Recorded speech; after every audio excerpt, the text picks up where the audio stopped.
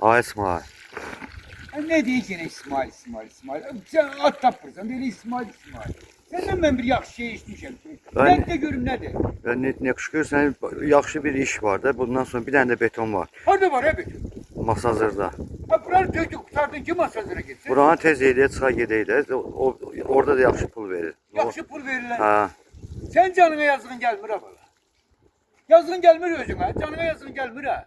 Gel. Buradan aldığın mesela verirsen ha. Yox, burada alanı evə verirəm. Ha. Oradan alan özümü xərcləyirəm də. Yoxsa burada alan evə verirəm. Ha. Davacı mənə pul qalmır. Əlimdən alırlar. Yaxşıydı vallahi. Sen elinden o pul almasalar. Çünkü çok işler açılacak. Mən neyniyim qardaş gedib. Demek ki var işte işliysen o oradan aldığın pulu da gizliysen öyle. Hə, mən neyniyim? Başqa ilacım yoxdur. Oradan aldığın pulu neye verirsen mesela? Hələ yeyib içirəm özüm. Yiyip içirsen. Ha.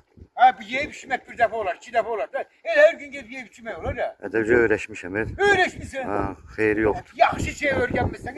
Her de sarsaksan. Başımı karı verime. Gel işi yürütür git cehennem olup gide ya.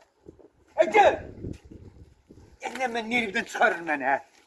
Ya istənmədə mən neynəmirdim. Sənə nə dedim? Deyirəm gedək işləyək də. Mən sənə nəsə deyirəm. Sen ne hayır gelmez. Hele dur git. Getmirsən, hə? Yok.